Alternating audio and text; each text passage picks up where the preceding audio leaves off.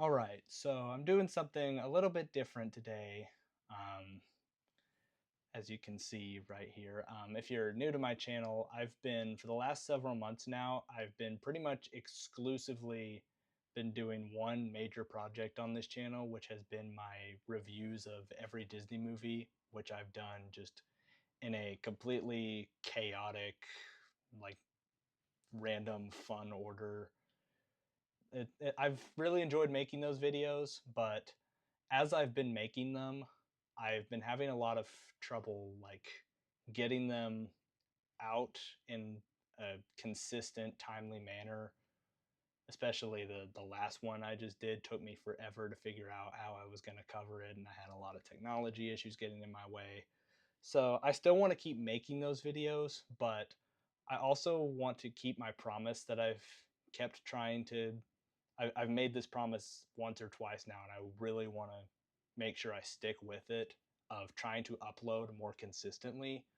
But I have a lot of trouble with doing those videos consistently because of just how much like thought I put into those and how much I'm like really trying to make sure I cover everything I want to in those reviews from like every angle I can think of. So I want to try to branch out a little more and do some maybe quicker, shorter, fun things on the side while I'm still sifting through my thoughts on these more complicated videos. And so that I'm not just being the Disney review guy and I'm, you know, like cuz I didn't want this channel to just be me doing one thing only. I want I've wanted this channel in general to just be my way of just having some fun and like expressing my thoughts on things that I care about to the world.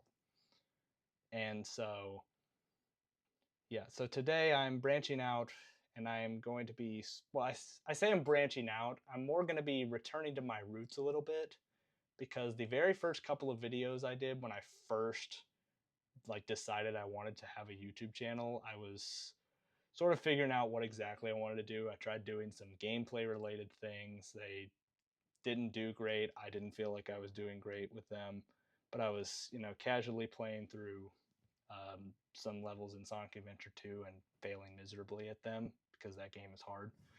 But I want to still be able to talk about the Sonic series because if you watch any of my videos, not just those, but like any of the videos that I've done on this channel so far, even in videos that have absolutely nothing to do with Sonic, I will probably include at least one Sonic reference.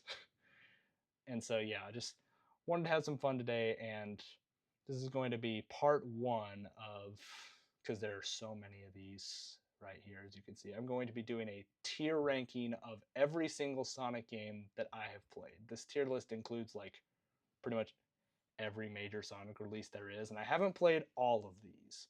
So, and there are some that I've like played but not super in depth. So these are just going to be ones that I feel like I have played enough to have like a good idea of where I stand on them. And because there are so many games that just I don't want this to be a multi-hour long nightmare. I'm going to break this up into I want to say probably three parts, and today we're just going to be looking at the classic era Sonic games all the way up to just before Sonic Adventure here. So, with all that out of the way, and also if I would love to hear what you have to say about any of these games that I end up covering. I know that my opinion is not the only one, especially when it comes to this series, which is infamously divisive and has people very passionate. I want to hear what you have to say. Just as long as we keep things civil, I want this to be fun. Let's just, at the end of the day, these are just video games. We don't need to get super aggressive.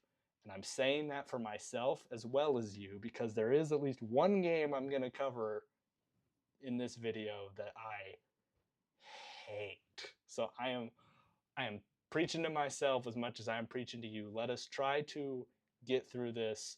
Have fun, be passionate, just remain calm. These are video games at the end of the day. With that said, let's get into it, starting with Sonic 1. The original, the one that started it all. I think Sonic 1 is a solid B tier game. It's not perfect. It was their very first attempt, so it's it's rough around the edges, but obviously it had to have gotten something right, or else none of the rest of this, nothing else happens if Sonic 1 fails. So clearly it got some things right. And in my opinion, from my, like, I don't even know how many times I've played through this game at this point. My, over the years of me playing this game, my opinion is that the first half of this game is actually like really incredible. Like obviously Green Hill Zone is iconic. It, it's overused in modern games, but we don't need to get into that. That's a whole other discussion. Stop spamming Green Hill in every new game, Sega. But in the original iteration of it, Green Hill was a really solid introduction. I see a lot of people who really don't like Marble Zone because it's a sudden difficulty spike, and it's a lot where Green Hill like really got you into the momentum and the speed. It kind of grinds you to a halt and gets you through this like slower, more frustrating platforming sections. And to some degree I see it, and I don't necessarily think that is the best way to design a Sonic game. But as I have played this game more and more times, Marble Zone has really grown on me. It's not my ideal for how a Sonic game should play, but the platforming itself is pretty fair. It is a difficulty jump a bit, but I've played the game so many times that I could just breeze through it. The platforming is fun, it's fair, it's a bit on the slow end, but I can enjoy it. And then you're rewarded for getting through it with Spring Yard Zone, which is the best zone in the game and an absolute blast, in my opinion. Some people prefer Green Hill. I'm Team Spring Yard all the way. So make of that what you will. But yeah, the first half of Sonic 1 is really, really great. And then you hit Labyrinth Zone and the game kind of falls apart. It's not, it never becomes like a bad game, but it kind of hits a sudden brick wall, and it never fully recovers from what Labyrinth Zone does to it. Because Labyrinth Zone, like underwater levels in Sonic games, are infamous for being pace breakers, for being slow and annoying, and the infamous drowning music. But later games, like even as early as Sonic 2 with Aquatic Ruin, like later games try to fix some of the annoyance that doesn't, they never outright get rid of the annoyance of underwater stuff, but they usually do something to make it less frustrating. Like there's an upper path that if you are skilled enough to stay on, you just bypass the water altogether. And even if you are stuck under there for a while, there will eventually be a point where you can like resurface. But in Labyrinth Zone, they hadn't quite figured that out yet, and so you are just stuck underwater for eons for three grueling acts, and it is just not fun. It's and then yeah, you get Starlight as like your reward for getting through that, and once again you got fast, slow, and then you get another fast zone again with Starlight. But then Starlight kind of feels like it's over in the blink of an eye to me. Like it kind of feels like I just blast through it in like maybe 5 minutes total, and then I'm back to slow paced annoyance with Scrap Brain. So yeah, once you hit Labyrinth Zone, Sonic 1 kind of loses its appeal a bit, and it's never completely unfun, but it really is the first half of the game is what really carries it. And there's also the special stages, which I'm just going to go ahead and say it, with one exception that is not going to be in this video, like down the line. I'll get to that one like much later.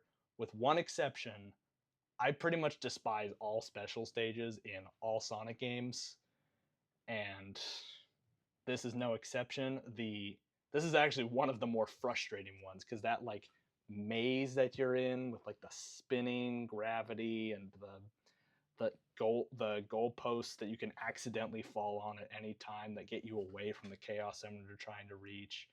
It's just a nightmare. It's not fun.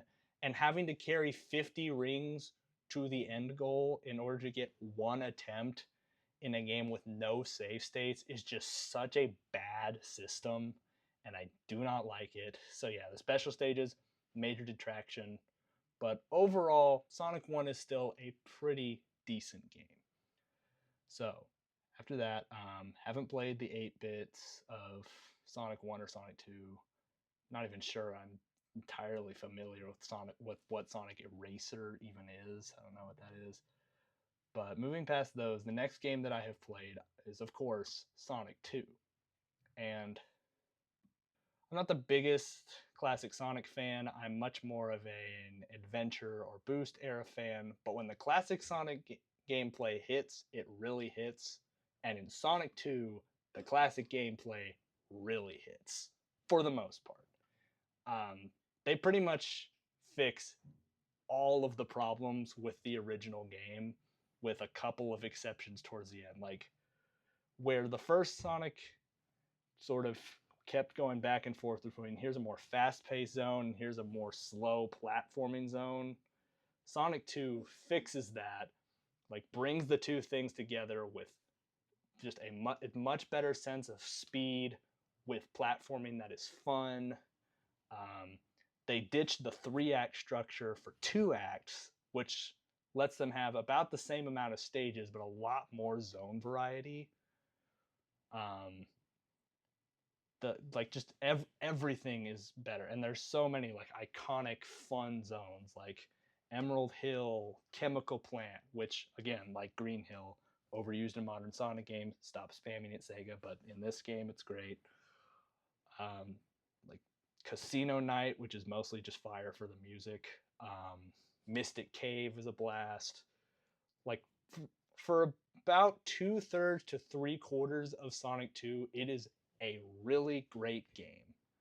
But once again, it has a little bit of Sonic 1 fever in it, because once you hit Oil Ocean, it does kind of overstay its welcome, and you can kind of see the level design just sort of fall apart before your eyes towards the end. Like, Oil Ocean is frustrating. Metropolis Zone has some of the most just like I dare you to defend the enemy placement in Metropolis Zone. It is actually atrocious. Like, they keep putting these robots on like the tiny, like on the edge of ledges that like where you have to hit them. And like they have these ridiculous like hit detection mechanics that they don't explain to you at all. There's the stupid exploding starfish on every single gear you're trying to go up that are just ridiculous and annoying. Like, Metropolis Zone is just a mess. And then like there's the Sky Chase, which is just a weird auto scroller that just kind of wastes 2 or 3 minutes of your time, is boring. And then Wing Fortress, which is like okay, but like yeah, once you hit Oil Ocean, it's just like you were having a really great time, and then they kind of trip at the finish line a bit there. I do really like Death Egg Zone, which is like infamously difficult because you don't have rings for it, but I actually don't mind it. I think it's a pretty good challenge. And the special stage system, again, I still don't love special stages, but it is definitely an improvement over Sonic 1, because instead of 50 rings at the end of a stage, it's 50 rings and then just hit any checkpoint, and there are zones littered with checkpoints, like to the point where you could, in theory, like get all 7 Chaos Emeralds before you even get to Chemical Plant, like which is the second zone in the game. So like it's very hard to pull that off, but it is doable, and that makes for a much more forgiving system. And the stages themselves are still not my favorite in the world, but that like 3D half pipe, like you just trying to get all those rings and stuff, it's a lot less frustrating. I am definitely much more in control of Sonic in this compared to those stupid mazes. So I don't love it, but I can tolerate it a lot more, and it is much less of an attraction. So yeah, Sonic 2, really, really great. Next up, we have Sonic CD, and this is going to be the one that upsets some people. I just know it. I just know I am going to get flamed for this. But I do not get what everyone sees in this game. Everywhere I go, when I'm like seeing people discuss Sonic games, I see so many people say like Sonic CD is peak. Sonic CD is the best. And I have played this game multiple times. I have done it both ways. I have done the time like I've done all the time travel stuff. That's like all of the like getting the projectors in the past to like get the good future, and I've done it with the special stages. Like I've beaten this game with good future both ways that it is possible, and neither of them are all that great. Like the special stages especially are so much worse than either of these first two games. Like the like you're in another like 3D space like in Sonic 2, but you're like trying to hit these like robots, and you have like a limited amount of time. Like some of them refill your rings, which gives you a little bit more time to work with, but like I don't know what it is, but there's just something I don't know what the term is, like there's something about the visuals of like I jump and I think I'm about to hit it, but for some reason I just don't. And it's so easy for me to like hit on, like to fall onto the edge of that stage, and then just suddenly all my rings go to zero, because if you go off stage, your ring limit just depletes like instantly. Special stage is not great, but even just doing the other and another thing, they go back to the Sonic 1 system of 50 rings at the end of a stage, and it's stupid. I don't like that system, especially in Sonic CD stages where you're bouncing all over the place and you're bound to hit something because the level design is but even just doing the other method, the method that they want you to do with all the time travel stuff, like finding the hidden projectors in each stage, I don't really love that either. Like, because some of these are just in the dumbest place. Like, some of them are fair. And then you have the one in Wacky Workbench. I can't remember if it's Act 1 or I think it's Act 1, I want to say. Maybe. I could be wrong about that. But, like, there's like one of them that in order to get to it, you have to let something crush you, which like in every other instance of this game, you have been taught being crushed equals instant death, except for this one thing where no, actually it sends you to the projector that you're supposed to destroy. Who would figure that out? Who would guess that? That makes no sense. It's the dumbest. Ugh. But putting that aside, and also, I get that some people like really dig the way Sonic CD is, like the level design. Like they really like the exploration, and they like the whole like trying to find the right amount of speed to do the time travel and everything. I don't really love it, but to each his own. I dare you.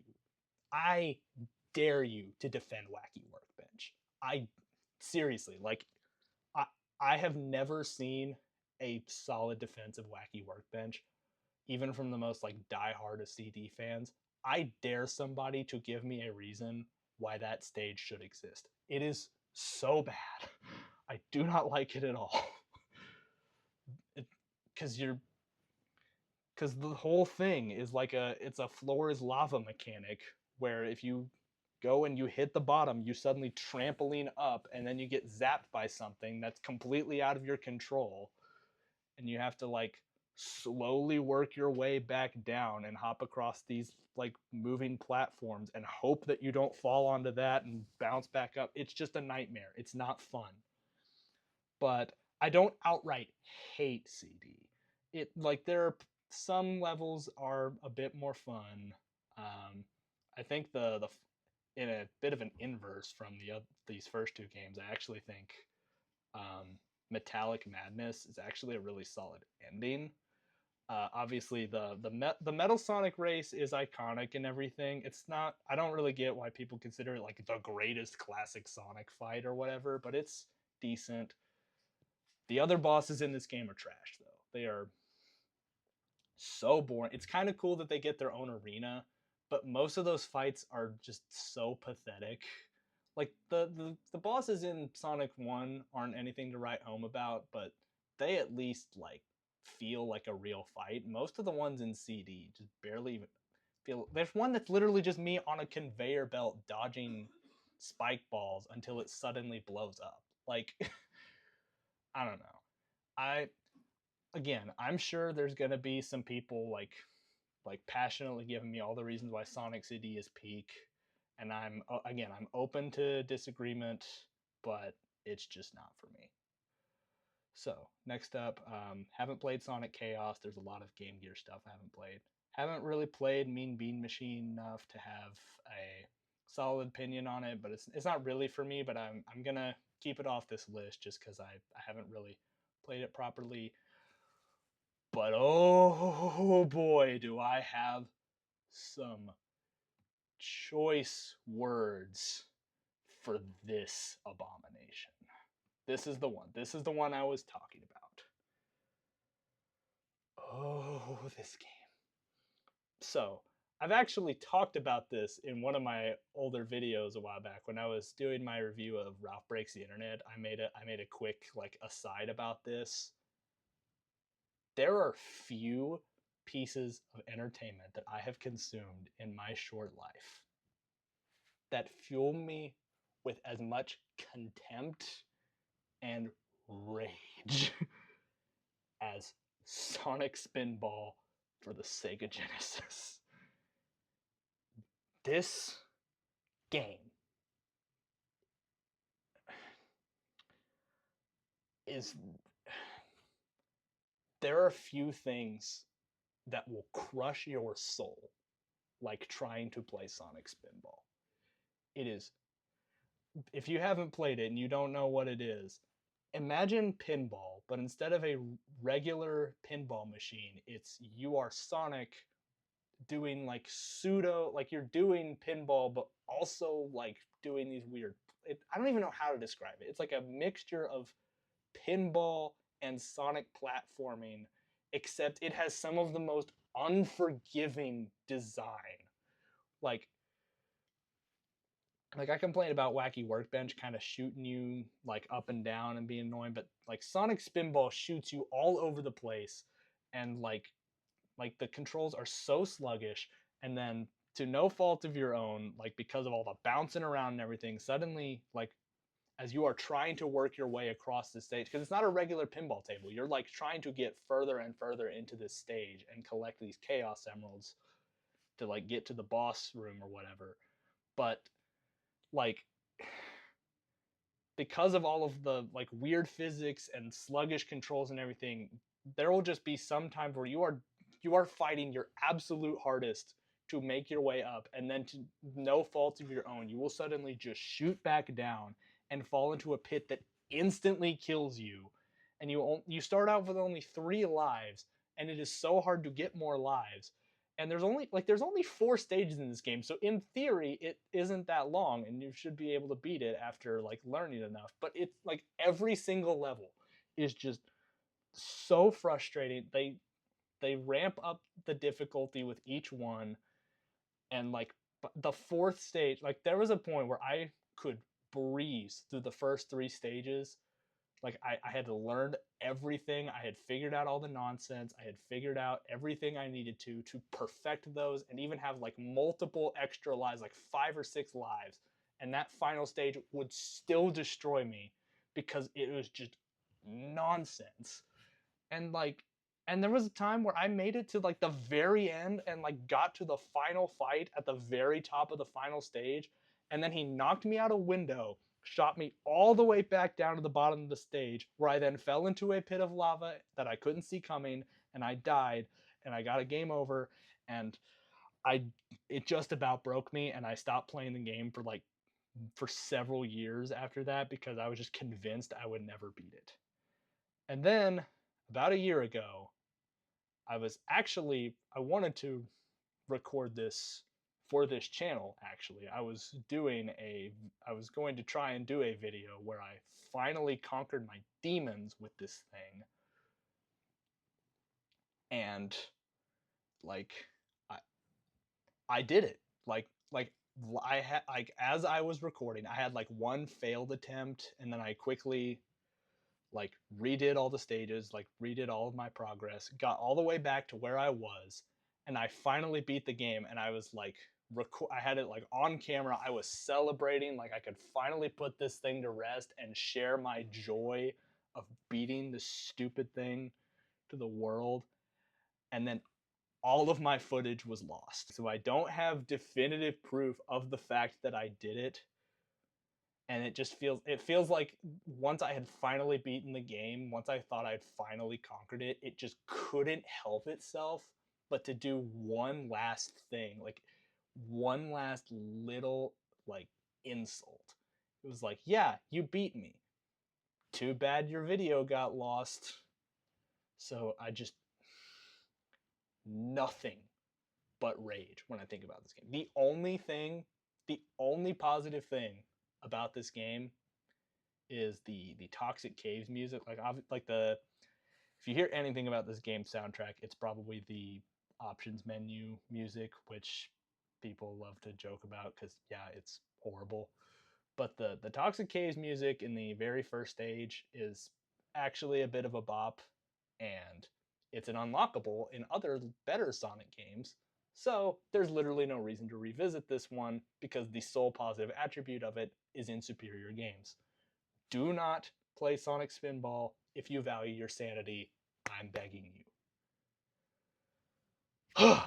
So, next up, I'm going to, just for simplicity's sake, I know there's Sonic 3 and Sonic and Knuckles and Sonic 3 and Knuckles.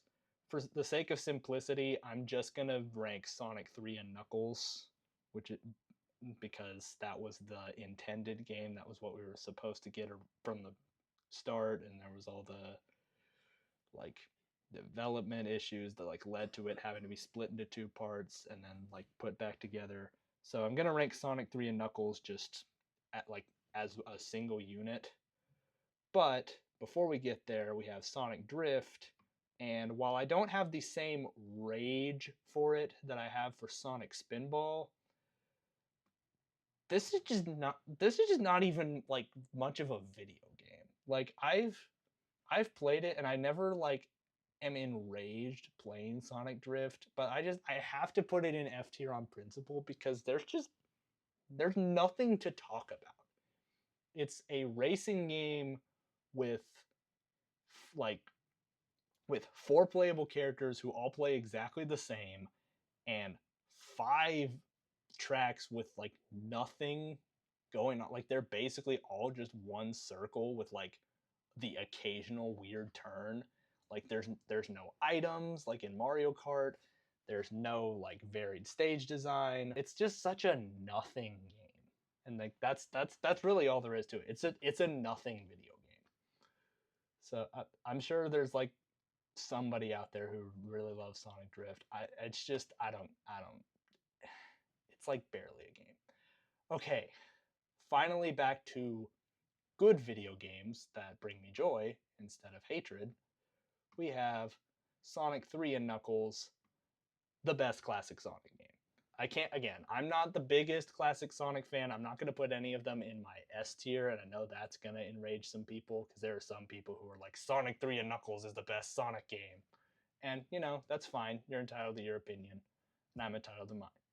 Sonic 3 and Knuckles, it is pretty great. It is the best classic Sonic game. It has the most stages. It was the first one where you really had like multiple playable characters that actually played differently, because yeah, you could technically play as Tails in Sonic 2, but he didn't really play any differently. But this was the first game where you had three different characters who all played differently.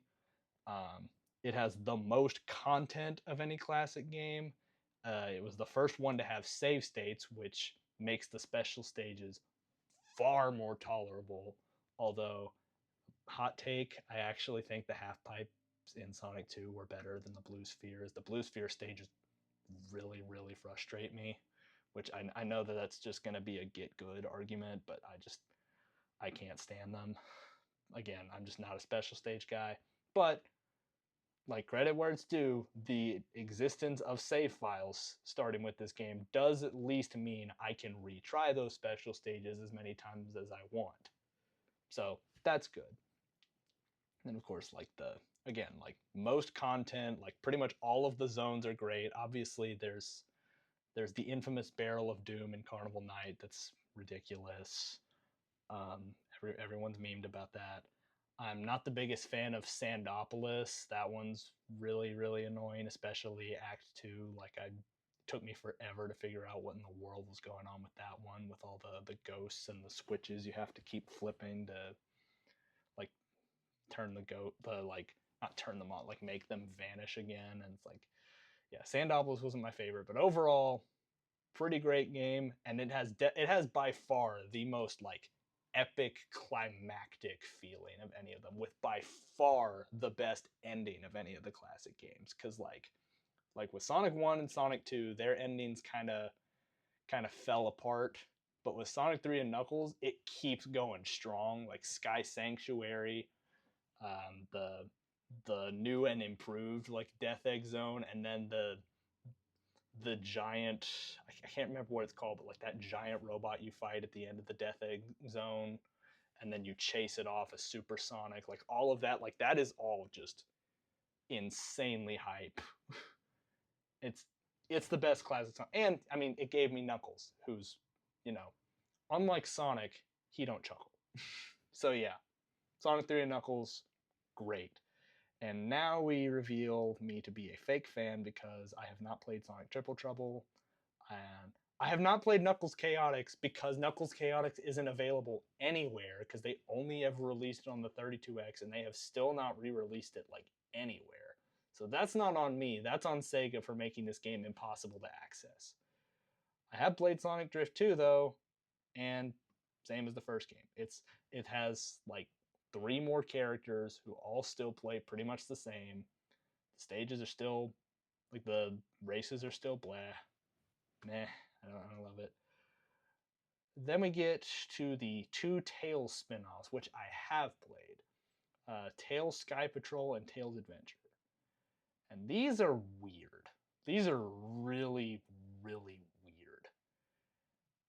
Tails Skypatrol, I when I first played this one, I kind of liked it. It's a very short, basically, it's a side scroller, but it's like it's an auto scroller, and you're just flying around with Tails in this little ring thing, and you're just auto scrolling through these stages, but everything is trying to kill you.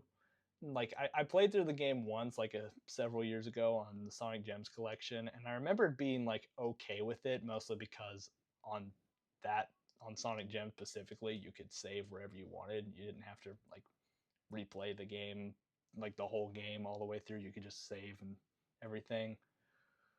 But I was recently just replaying it again on a whim, and I don't know what I was thinking, because this game is kind of trash actually. Because like, again, everything is trying to kill you, and there are so many sections. Like, I mean, for one, there's times where they do like split pathways, but only one pathway is actually the good one, and the other one will just straight up kill you, and you can't see it coming. So that's just some trial and error nonsense that's not fun. But then there's just so many sections like where they'll have just so many obstacles just popping up on you all over the place. And like all you have is this one tiny little ring to defend you, and these like there's like these infamous sections with like these checkerboards with these like weird balls like just sprouting all over the screen. And like if you get hit by a single one, you instantly die. Like there are a lot of obstacles. You have a health bar that's like slowly going down that you can like fill up with candy, which is weird. But like there are a lot of obstacles that really just they hit you and they slow you down. But then you have stuff like these that just instantly kill you with no rhyme or reason to what kills you and what doesn't. And like again, with save states, it's still less frustrating, but I cannot even imagine trying to play this on the original hardware with this kind of gameplay. It feels like it could have, if I was playing this the way it was originally intended, I feel like this could have easily been another Spinball situation. So that's Tails Skypatrol. Tails Adventure is a bit more interesting. It's definitely much better. I don't know if it's my favorite game in the world. Yeah, I'll go C tier here. I'd still rather. I'm gonna anger some people. I'd still probably rather play Tails Adventure over CD. Honestly, it's this is another weird one. It's not really like it's not a traditional Sonic game in the slightest. It's a very slow paced thing of you just like I've seen some people compare it to Metroid, and I've never played a Metroid game, so I don't know if that's a good comparison. But basically, you're just going around on this island, and you're like slowly making your way through, like finding these different gadgets that'll help you like carve new paths. Like sometimes you have to go back to a stage you've been to before with this new gadget you found, and it opens like a new pathway for you to go down. You're just like exploring this island and fighting this battle bird armada, which is hilarious. Just that's hilarious, and it's not a traditional Sonic experience, and it can be very tedious at times. And honestly, if you're gonna play it, you really need to just dedicate a good couple of days to make sure you sit down and play it, because if you like lose track of where you are at any point and like you don't remember what your next objective was, it's a nightmare. And again, playing on later releases with save states helps a lot, because they did have something to help you save your progress, but it was this weird like punching in a code system that I never like knew the codes for, and I don't know if how anyone was supposed to know the codes for. So yeah, playing with save states definitely makes it less frustrating. It's I don't know. It's weird. Haven't played Sonic Labyrinth properly. I played like a little bit of it, and I was like, no, thank you. This is terrible. So I'm not gonna put it on the list, but don't I just from what I've played, don't play Sonic Labyrinth. Sonic the Fighters. I see a lot of people who really uh, like maybe not necessarily say Sonic the Fighters is great, but like they're like, oh, this is a really fun like just a simple fun arcade game, like arcade fighting game. Is really great. And yeah, again, I don't really get the appeal. Um, it did give us Bean and Bark, who are legends, thanks to the Archie comics did, and giving them like real personalities that have stuck ever since. So it has value for creating Bean and Bark, and I love them. But the game itself is just very basic. I feel like I can just mash my way to victory most of the time. Like, I know that's like not really the way you're supposed to play fighting games, but like a lot of the time it really does feel like I'm just mashing mindlessly and winning. Maybe it's more fun if you play it with somebody else, but just going through the single player story mode didn't really do it for me. Um, yeah, I don't really have a lot to say on a lot of these classic era games. I'm much more of a like once we get to like Sonic Adventure on, I have a lot more to say, but I don't know. Sonic 3D Blast. Like, do I cover this or no? Because like I've technically played this one, kind of. But what happens with Sonic 3D Blast is I try to tell myself I'm not gonna burn out on it this time. I'm gonna actually try to make progress and beat it, and then I just never do. Like, it's just I don't know what it is. There's something about the like pseudo, like not quite 3D, but like that. I don't know what the term is. Like but like the perspective you're in that game. It's the isometric. That's the term. The isometric platforming and all that. It's just not fun. The stages are all mazes, and that's not fun.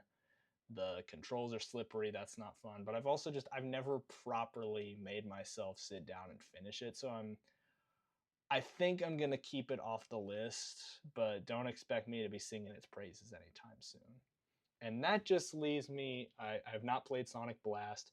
have no intentions to, because everything I've heard about it tells me to stay as far away from it as possible. Apparently it's like one of the most like barely functional, like slow messes ever. So I'm just not even going to touch Sonic Blast. But that just leaves us with Sonic R. And okay.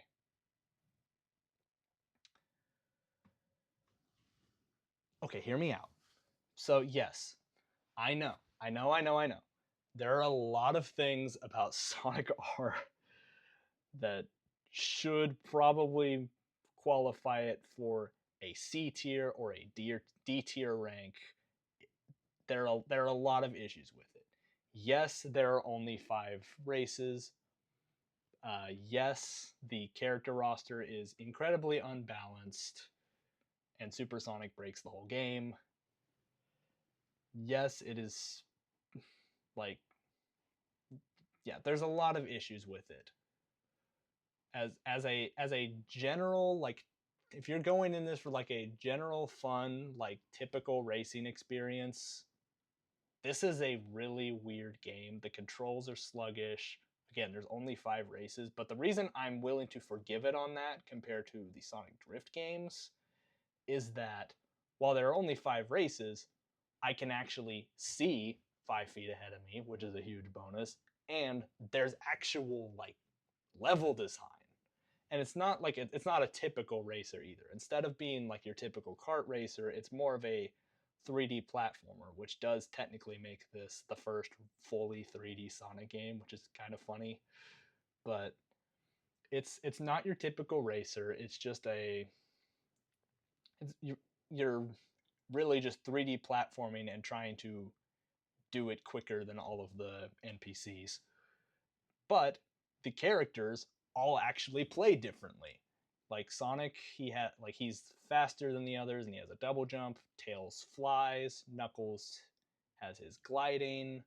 Amy is actually the only one in a car, but don't pick Amy, you will lose. Like that's not me hating on Amy, like just objectively speaking, she is the worst character in the game from a gameplay perspective. She's terrible. Don't play her. Um, and then you have all these unlockable characters. You unlock Eggman just by beating all 5 races, and then you have these other characters that are way faster and completely break the game compared to the others. But the process of unlocking those characters is what makes this a B tier game. Because as a racer, this game is over in like a couple hours and is really boring. But the specific like weird challenge that they have you go through to unlock all of the extra characters in this is actually really fun. Because they have, like, for the first 4, like the 5th race you unlock after getting the other 4 done. But like for those first 4 races, they have these 5 tokens scattered across each of them, and you're expected to get all 5 of those tokens and still finish in the top 3. And then once you do that, the character will appear, and you'll get one attempt to like beat them, like go across that stage that you have now like fully. If you have managed to get this far, you should have that stage like mapped out in your brain. So even though they are generally faster than you should have no problem. Like it's a really fun challenge. And then on top of those, you have the Chaos Emeralds, which are scattered across each of them. There's like 1 or 2 per stage. And with those, you have to get the Chaos Emerald and then finish first. And once you get all 7 of them, you unlock Supersonic, who, as I just said, completely breaks the game. He has Sonic's double jump and is like infinitely faster. Like if you lose a race as Supersonic, skill issue. Yeah, so the game itself as a racer is not all that great, but the specific like fun challenge of like mapping everything out in your mind, trying to find all of these hidden items, and like getting them all in a quick, like in rapid succession, and still like being able to beat the computers. That's a really is a very like unique challenge that kind of saves a game that would otherwise be completely disposable. Also, it has one of the most glorious soundtracks ever. And for years, people were like making fun of it for how bizarre it was. But in more recent years, we have come around as a society and we have embraced the absolute wonder that is the Sonic R soundtrack. If you don't like Sonic R, obviously, you just can't feel the sunshine. It does not brighten up your day. Um, you must just be living in a city. But that's okay, because we can go back in time and work it out, and you will see that this is a diamond in the sky. And I am doing all of this for you because you are my number one. So let's go supersonic racing. And if you don't understand a word of what I just said, play this game and at the very least listen to these songs. I'm telling you, this soundtrack was so hated for so many years, and I'm just so glad we finally embrace it as peak. So anyway, that's the list so far. That is every classic era Sonic game I've played. And next time we are going to cover, I think I'll cover from adventure to, let's say, around here, like let's just say adventure and then the 2000s. So that'll be part 2. But thanks for watching, and that's all I got.